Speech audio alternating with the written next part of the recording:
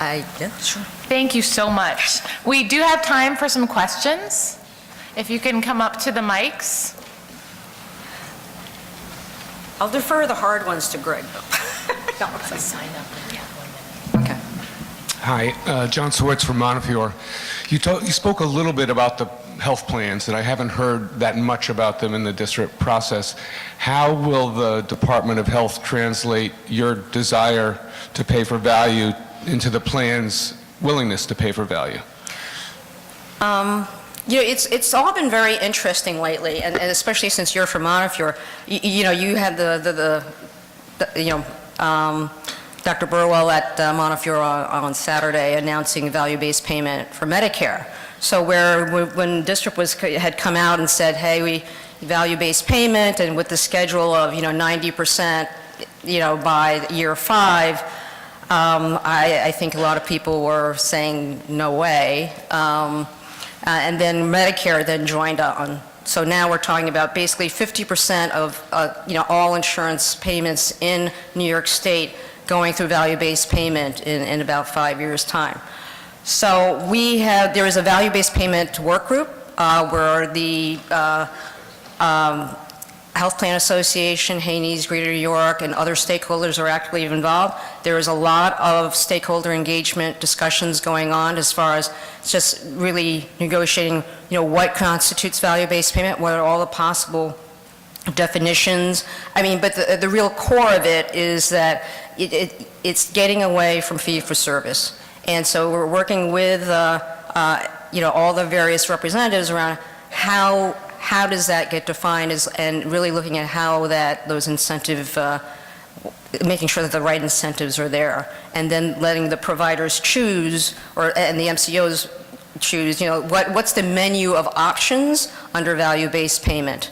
So it's still in formation, and I believe the roadmap to value-based payment, which is a requirement to CMS under our standard terms and conditions, is actually posted on our website. So you could take a look at that. Hi, thanks, Penny. This is George Clifford from Albany Med. Oh, hi, George. One of the things I think that we and probably many of our colleagues learned from hospital medical home really related to how we were collecting, reporting, and analyzing data. We began to mine EHRs in ways that we hadn't before. We began to look at clinical outcome measures in ways that we really hadn't before, with a focus on quality improvement, of course. So the question is, you talked a little bit about IT, the metrics, the milestone reporting, et cetera. As I understand DSRIP, it's pretty heavily dependent upon data reporting. So a kind of a pitch for all of us. We've learned a little bit about data reporting, and so I think we make good partners in DSRIP, in that we've already been there. But a question for you is, can you explore or explain a little bit more about what the IT infrastructure is, how that might work, how that might help us, and ultimately what that metric measurement will be in order to generate payment? I'm going to defer that one to Greg. George, I don't know if you've heard a lot of, I know that Greg's been working a lot on MAP, the Medicaid Analytics Performance Portal. And there's a whole time frame regarding the metrics that will be available in there to assist you all. And as far as, clearly we understand, we're trying to take in as much data as possible through that it's already available to the department. So whatever, encounter data, claims data is coming through, that's what's going to be used. I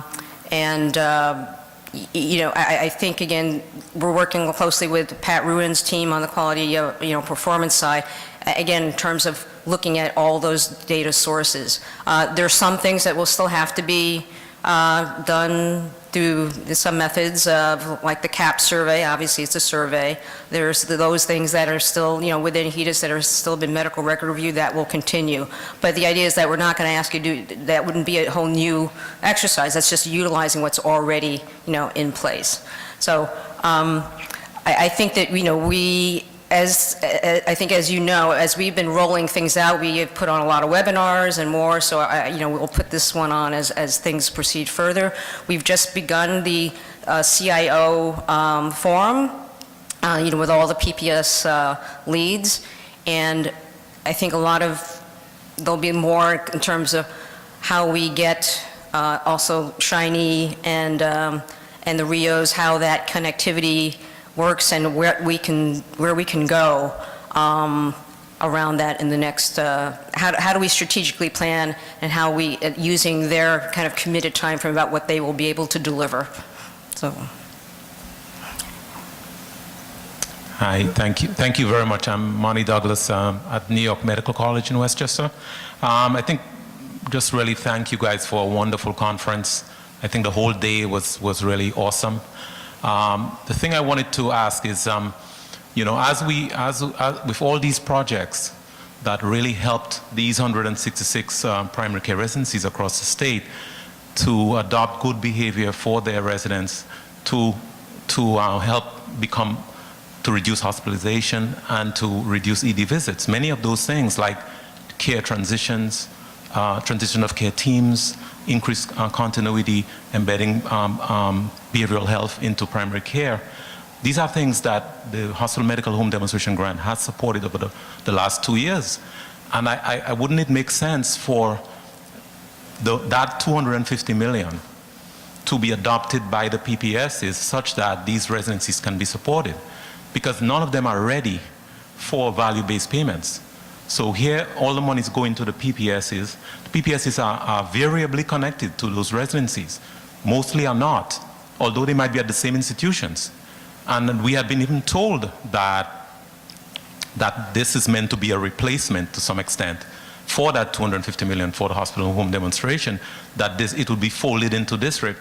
And when we talk to the PPSs, it's not, we are not really getting that kind of, we're not getting a line of communication such that that money, that support for primary care residencies that's so critical to the state.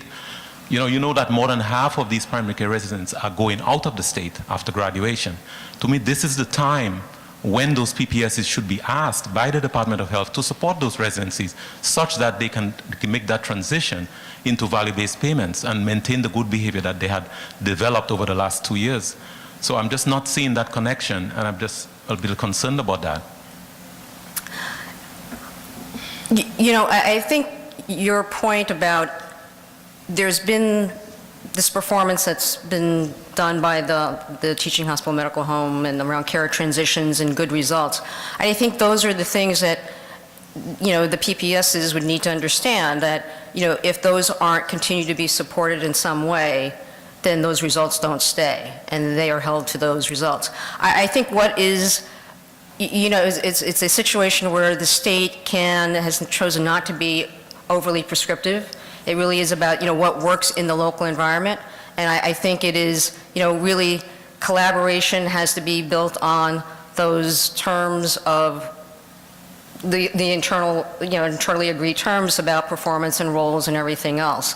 So I would again say that those are good value propositions to make to the lead PPSs, and one of the things we will be asking for, in addition, we ask for a lot of things from the PPSs, but it is $6.4 billion, that there be a primary care roadmap. I think this was a piece that was a late adoption on our side, but that part of this would be tied into that, is what I would say. I think at the minimum they should have primary care people as part of their leadership. I mean, their inner leadership, their the inner circle. Most of them, they're in the pack, but just being in the pack, it's just like being in a pack. Means nothing, really. It's just an attribution thing. So I really feel that, prescriptive is one thing, but to have a conference like this where you have this level of support and energy and passion, as Andrew was talking about this morning, and to cut off $250 million from them, that's what it ends up being. Because if it was meant to be a continuation, then not asking them to continue it is a cut. So I just want to speak on their behalf.